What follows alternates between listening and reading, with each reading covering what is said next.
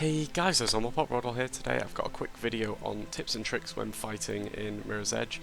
First things you're going to need is the Positional Advantage. If you want to have a bit more clean fighting, the Switch Places upgrade thing, and you want the Stun Advantage, which is when they're stumbling you can get 3 free light attacks.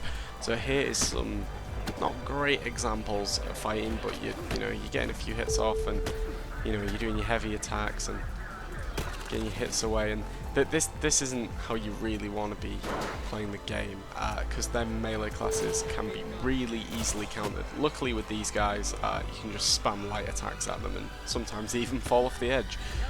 But what you might want to be doing is going for a heavy attack to the head and then 3 free light hits like that. So that is how you take out that style of guard.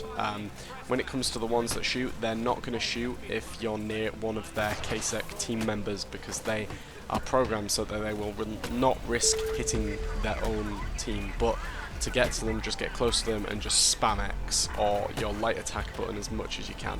But basically you want to go for, that wasn't a great example, but you want to go for a heavy attack right to the head, so the heavy attack to the side, not heavy attack directly at, and then you want to just use your free light attacks to get the rest of the enemy's health down, and it works a charm.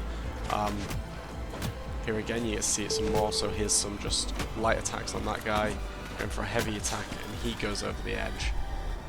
Light attacks on that guy, and the basic melee class one you can just light attack for days, then never going to hit you if you spam that. So there's a good traversal hit, light attack to the edge, boom. Light attack, heavy attack to the edge.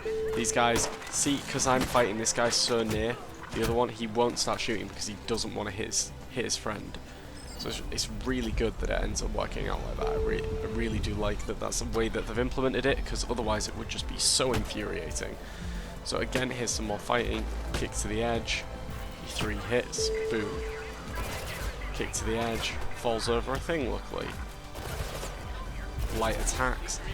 And I will get to the switch places thing, because that is a much easier way to do all of this, is when you have the switch places. But before I do that, I'm going to talk about how you fight the Sentinels, because I don't actually manage to get footage of me fighting one, because I have no idea where to find them in the game once I've completed it, bar going and doing about 3 hours more of the storyline from the beginning again. So the best way to take out a Sentinel is, if you, like me, don't have the positional advantage or the switch places thing, you just kind of have to hope for the best. You just have to keep dodging him and like heavy attacking to the back constantly. Like, that's all you're able to do. There's nothing else you're able to do. But if you have even the positional advantage or the light attack thing, what you can do is, with the switch places, as soon as you've dodged one of their really long running attacks, you can switch places with them, heavy attack them to the back, then dodge backwards so that when they do their weird like kung fu shit, they don't get you again, and then you want to go straight back towards them, switch places, heavy attack to the back, and just keep doing this until eventually you get their health down, because they're not going to stumble, so you need to keep heavy attacking after the switch places. And here I think I'm going to show how to do the switch places on the other guards, because you get to this blue melee class, and the easiest thing you can do with them is, well, after I take out the enforcers, you want to just bang the enforcers with your light attacks, but you switch places with them, and then they're stumbling, so you can get 3 free light attacks away. And here, look, see, switch places, 3 free light attacks. Much easier to do than trying to worry about the heavy hits. And I think that the best way to go about doing it is with the switch places. It's something you should get very early on, and is very helpful to the cause. And I think later in this clip I get to fight some of the shock protectors, because they're another enemy, but they're much harder to kill, and again it just shows how you can deal with them rather easily. But again, you will need these perks, and you do need the ones before them to get to them, so it will take a little bit of time to get to this. But luckily, the things I said first, with you don't even need the positional advantage, you just need the stun advantage. Stun advantage is probably the single first thing I would try getting, But after that you can get positional advantage and the switch places, and it just makes all of this a hell of a lot easier, because you can just bring them across, get your free hits away, and they're down. This guy I just slid and heavy attacked because he was on his own, and that is a really good way to get rid of a single enemy. Especially them ones, because they're not going to do anything. I think the shock protectors and sentinels just jump over you. They don't even get hurt by it.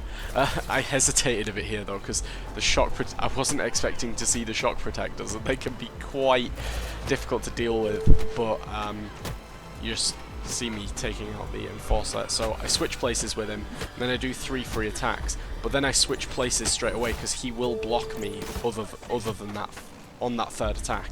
So you can just switch places, free attacks, switch places.